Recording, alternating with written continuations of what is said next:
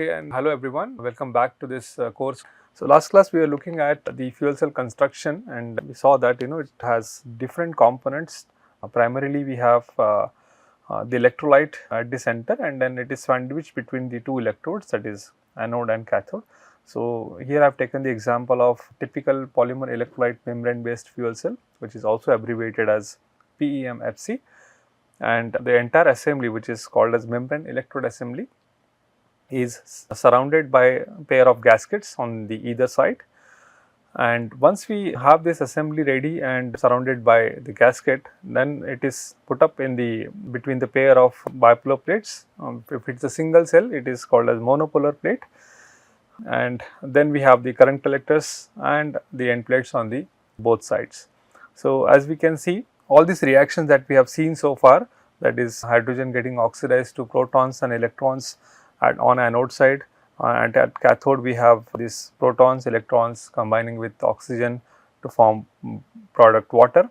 All these reactions take place at the catalyst layer, which is roughly 10 micrometer thick, and all these electrons that are generated during the, let us say, first half reaction, that is anodic reaction, these electrons basically jump from catalyst layer to the gas diffusion layer. The purpose of gas diffusion layer, as we have understood in the last class, it is to distribute the fuel more uniformly on the surface of the catalyst layer.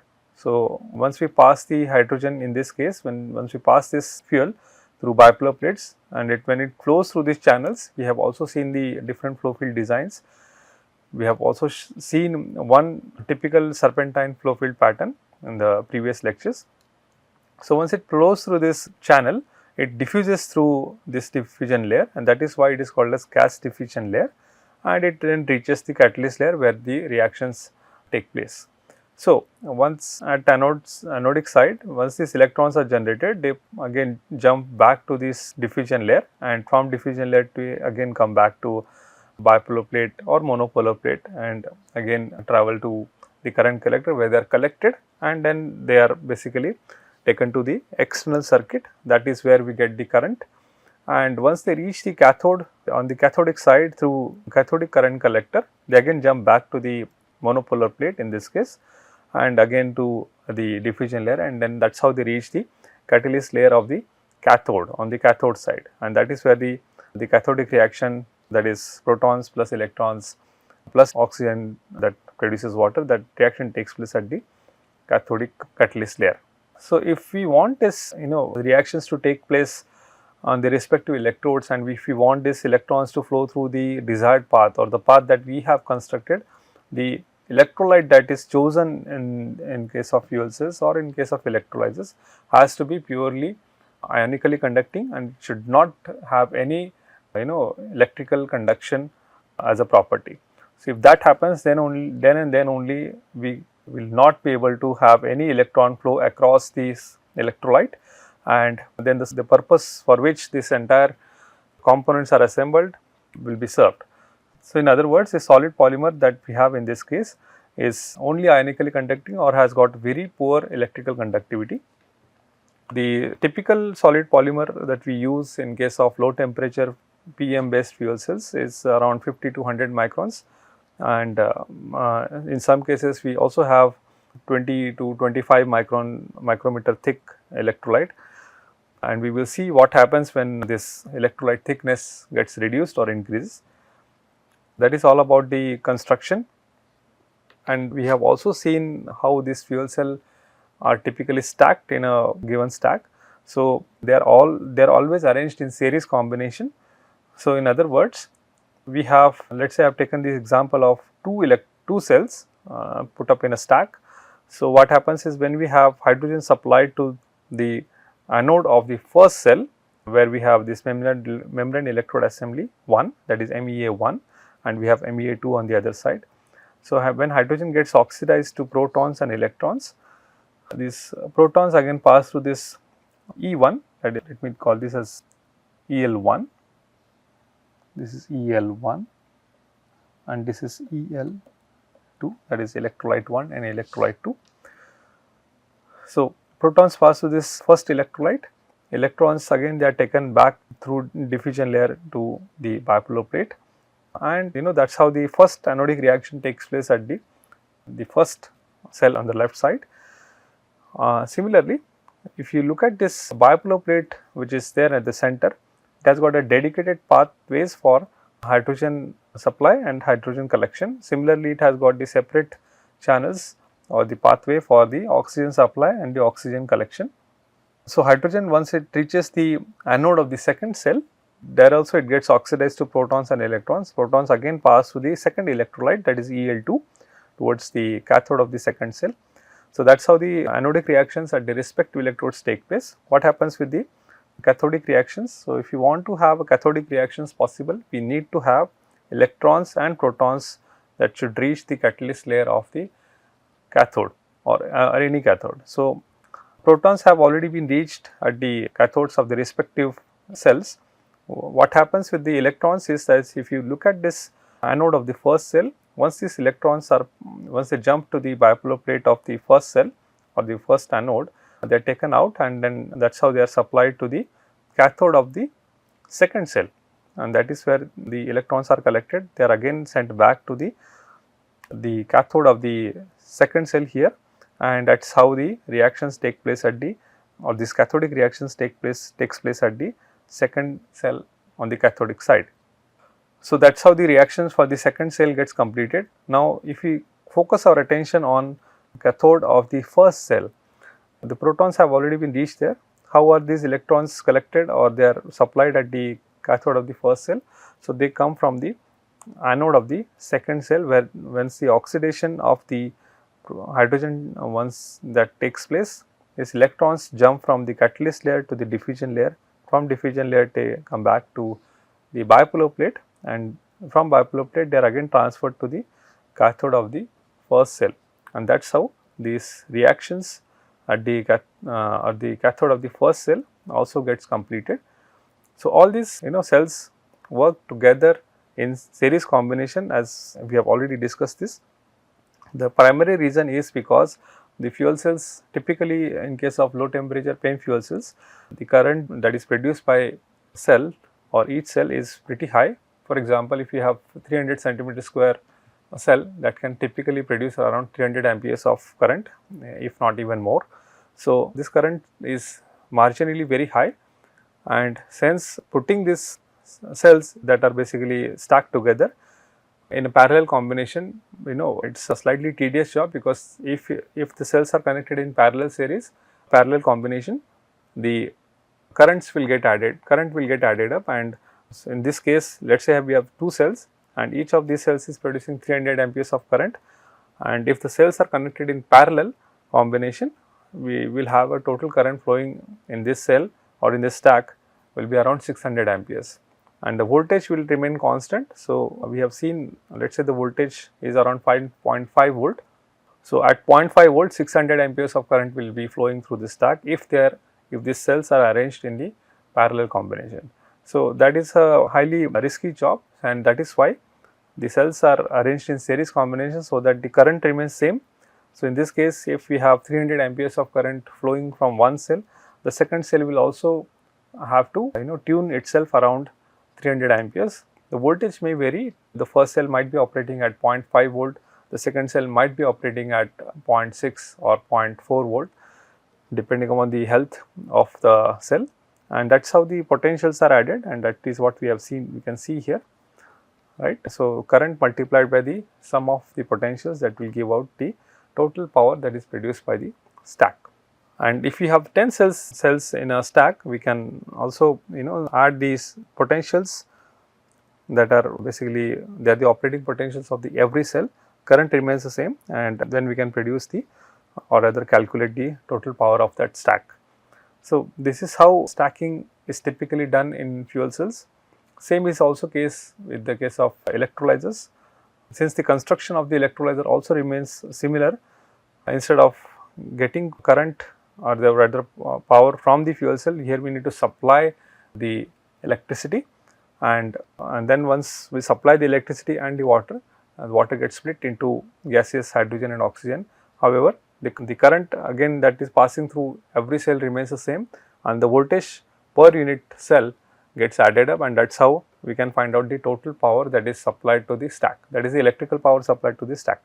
Let us move on and quickly go through the triple phase boundary. It is one of the very important concepts in the field of electrochemistry. So, as we have seen, this all these reactions are surface reactions, and we can see that these reactions take place at respective catalyst layers, that is at the anode as well as the cathode. And if we try to zoom in and see what is happening there, we can see that it is a layer of catalyst nanoparticles put up like this, and we also have an ionomer present somewhere in between. So, the reactions, whether it is anodic reaction or cathodic reaction, it will take place only when the triple phase boundary exists. And triple phase boundary, as we can see, it's there are three phases we need to take into account, that is solid, liquid and gas. And in case of solid is basically the catalyst nanoparticle, it can be any catalyst of our interest. L stands for the liquid, which is typically the electrolyte. It can be solid electrolyte, it can also be liquid electrolyte, and some fuel cells have on the solid electrolyte as well. And the G stands for gaseous phase, which is basically the fuel. So, all these three phases, if they are present at a particular site, whether let us, for example, we have taken this site, if the all these phases are present, in other words, the hydrogen is reaching that particular site, platinum is also present, and we also have a ionomer that basically is in contact with this catalyst nanoparticle, then and then only the hydrogen oxidation, or in other words, on the cathodic side, the oxygen reduction reaction will take place. Absence of one of these phases at this boundary will fail that boundary, and we will not be able to see any reaction happening at that particular site. So, it is very important to have this triple phase boundary at the electrode electrolyte interface, and that is why we will also have a quick look at how these electrodes are fabricated, in other words, how this membrane electrode assembly is fabricated. So, I am considering example typically for the low temperature fuel cells, low temperature PEM fuel cells. So, fabrication of membrane electrode assembly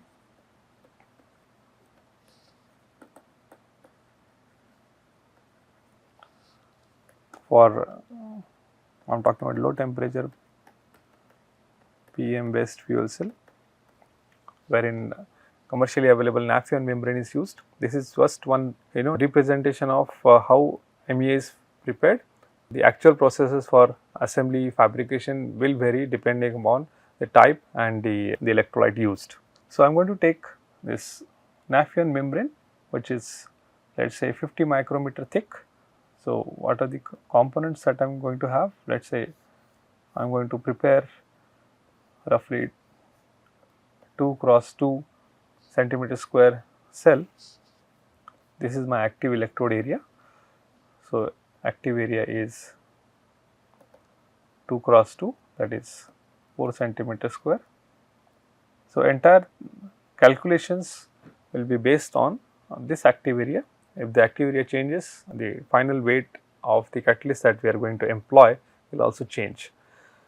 So, what we need basically, we need one diffusion layer. So, first we need the membrane, that is electrolyte. I am taking an example of PEM based fuel cells. So, I am highlighting membrane here. Second is we need gas diffusion layer.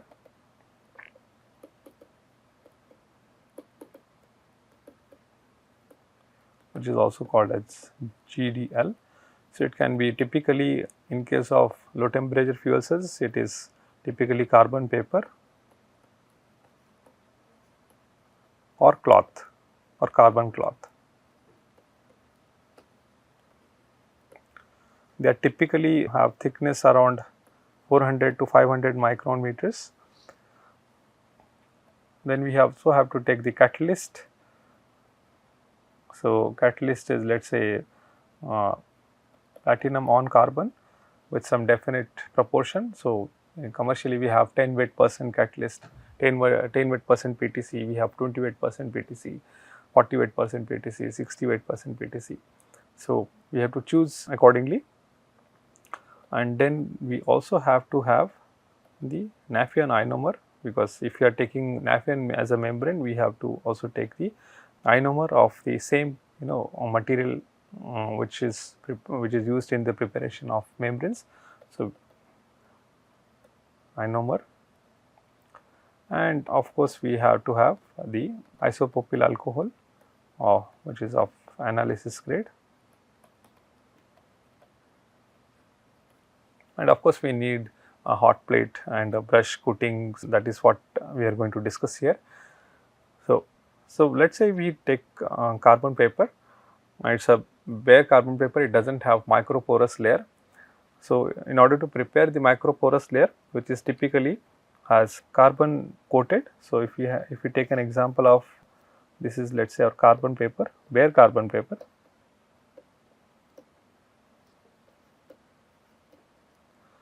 So, this is basically brush coated with the, so I am taking example of brush coating. So, I will write it.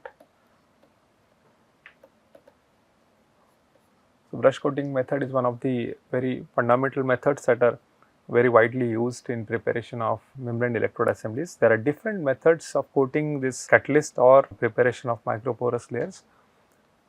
We can have a spray coating methods, we can also have a doctor blades, and there are so many other methods. I am taking example of brush coating, so that for simplicity.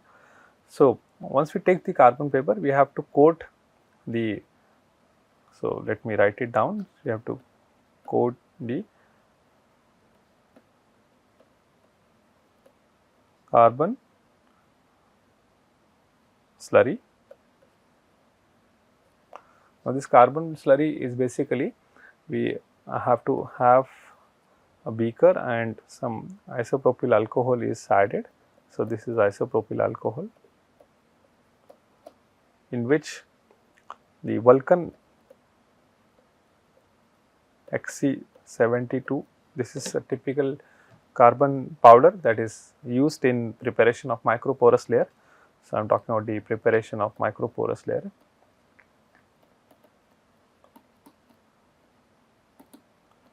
Microporous layer, this is my first step. So, you have to coat this carbon slurry.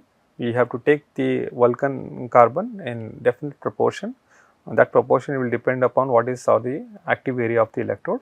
And once we put it in the isopropyl alcohol, we have to stir it very fine in order to get very fine slurry. And once we have this, we also have to add a little bit of polytetrafluoroethylene, which is also widely known as Teflon, some liquid PTFE, it is in the liquid form. So, this is very important that we need to add PTFE in this slurry, because if you look at the example of fuel cell, typically the water is produced on the cathode side and it has to be taken out of the fuel cell every instant of time. So, the gasification layer that is available with the membrane electrode assembly has to be hydrophobic in nature, so that the water is produced on the cathode side comes out automatically, and that is one of the reasons why PTFE is added in the slurry. So, once we have this slurry sonicated and it has got a very fine distribution of carbon powder and the PTFE. So, that is basically coated on this carbon paper. So, once we coat it on the carbon paper, we have to weigh this carbon paper once the coating is dried up. And so, let me write it down. So, once we coat it, let us say this is our coated carbon paper. So, we need to weigh it, dry it and weigh it. So, dry and weigh. So, once we do that, and we will get to know what is the loading of the carbon on the this bare carbon paper. So, if the loading is low, we also again have to repeat this process, we have to coat one more layer of this slurry on the carbon paper, and then we have to dry it and weigh it again. So, once we repeat this process, then the desired loading of this carbon on this bare carbon paper is achieved, and this layer that we coat it on the bare carbon paper is basically microporous layer. Now, the purpose of microporous layer is to basically have a very fine distribution of the reactant species on the surface of the catalyst, and that is where it plays a very important role, and it is very it is important to have this microporous layer on the surface of this catalyst, surface of this bare carbon paper. So, once we are done with this preparation of the microporous layer, we have to start the preparation of the catalyst slurry. So, the second step is the preparation of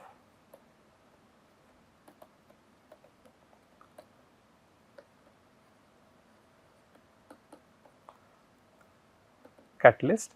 So, for that what we do is basically, let us say we have taken 48% PTC, we have to take the beaker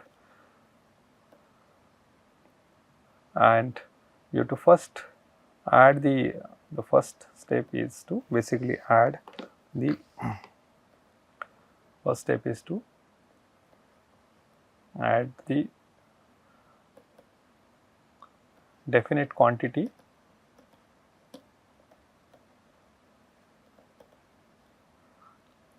of PTC. So, this again depends on what is the percentage of the platinum on carbon. So, if it is 48%, we have to accordingly choose the quantity of the catalyst, and once we add it here, this is let us say the PTC powder, and then we add very fine water droplets so that the powder becomes wet, and further we have to, so let me write it down. So, add few drops of water, this is a deionized water, let me say DI, and once the powder becomes wet, it no more catches fire, because the third step is very important. What we are going to do is we have to add IPA. Now, if we do not follow the second step, if we add IPA directly to the catalyst powder, it is going to catch fire definitely. So, in order to avoid that incident, we have to add a few drops of water so that the catalyst powder, this becomes wet and it does not catch fire anymore. So, we have to add the IPA, and once it is done, it is sonicated. So, fourth step is sonication. So, it is a very little quantity of IPA we need to add. Once it is sonicated, we have to have or we can have a very fine distribution of catalyst in that small IPA quantity. Then we can go ahead and add ionomer.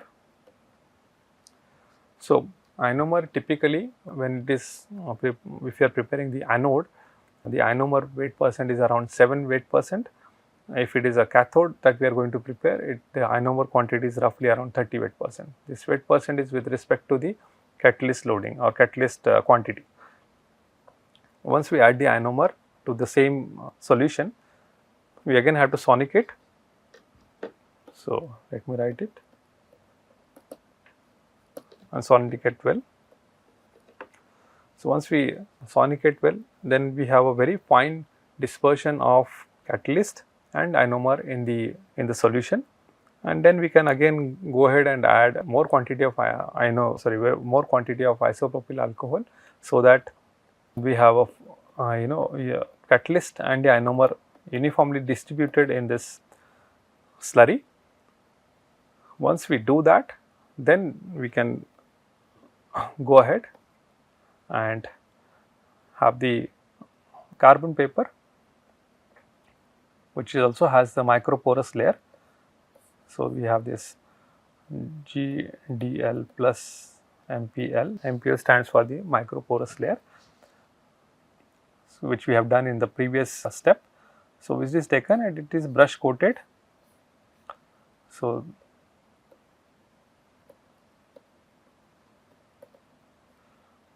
while this entire diffusion layer is put up on the hot plate.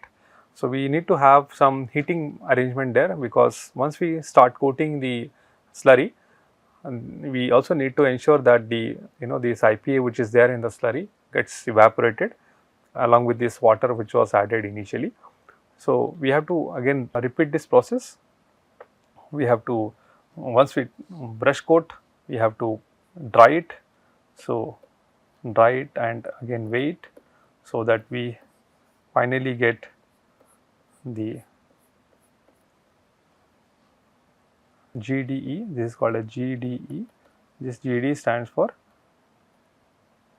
gas diffusion electrode. So, gas diffusion electrode stands for, it is the the carbon paper which also has the catalyst layer added to that. So, once we have it, so this has to be repeated, this process has to be repeated, drying and weighing, so that the desired quantity of catalyst is put up on this GDL with MPL, and once we achieve that, we get the quantity of the catalyst on this backing layer. So, once this is done, the electrode is ready. What is to be done in the third step is basically preparation of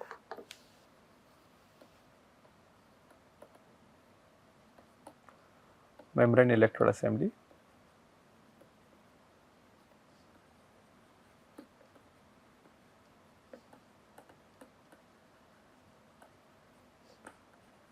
MEA. So, once we have our GDE ready, the first step that we need to do is, this is coated with the catalyst. We have to prepare the solution of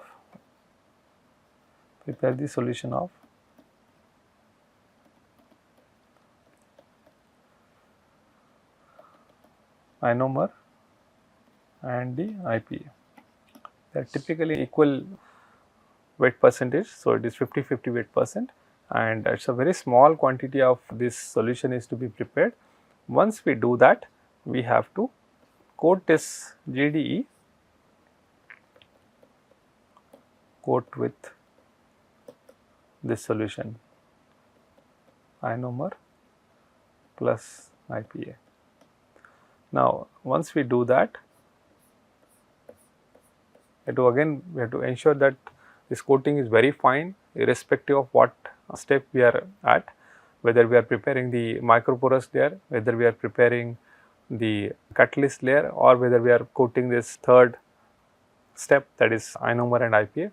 The brush that has to be moved on the substrate has to be very smooth, that hand movement has to be very precise, and we have to ensure that there is no pressing of this brush on the electrode or on the substrate, so that the subsequent layers that we have, they do not get removed from the substrate.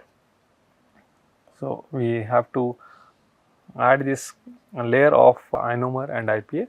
Now, this layer, once it gets added, once it gets dried, we only have a very small fraction of ionomer present on the top of the catalyst layer.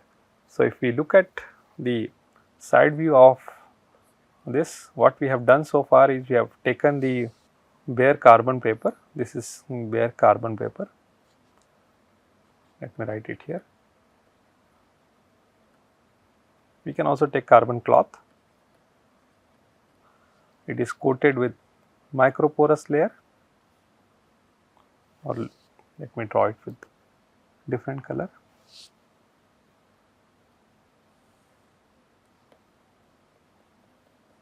This is your microporous layer. Let me write it as MPL. Once we have this MPL done, then we can go ahead with the electrode preparation. So,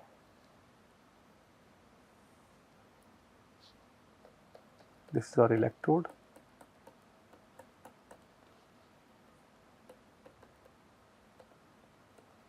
electrode means is the catalyst layer, and on top of this we are going to have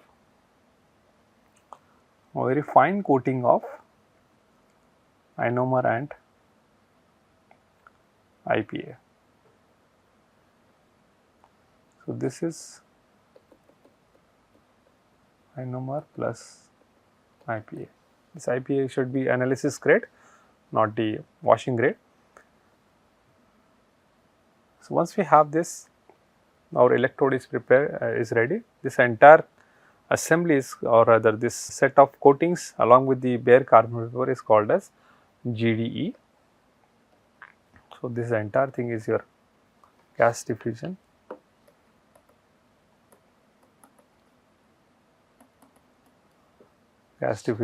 electrode. So, once we are done with this, what we need to do is we have to take the electrode, we have to take the membrane. So, let me show it like this. So, this is our GDE, let us say this is our anode. Then we have to put the electrolyte at the center. In other words, we have to sandwich this electrolyte. Let us say this is our cathode, or cathode is also prepared in similar fashion, and then we put, or rather sandwich this electrolyte in between these two electrodes, and then we have to go with the hot press. This entire assembly typically at for 3 minutes of time and at around 60 kg per centimeter square. So, these temperatures are approximate. So, around 120 degrees Celsius, the platens between which this entire assembly is pressed, those platens should be around 120 degrees. The assembly should be pressed for around 3 minutes, and pressure that acts between those platens should be around 60 kg per centimeter square.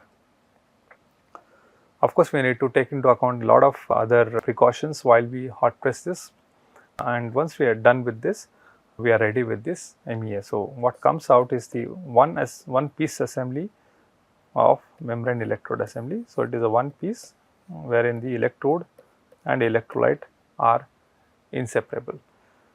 So, that is how typically the electrode assemblies for the low temperature flame based fuel cells are prepared, and we will stop here. We will take on with the next session in the upcoming classes. Thank you.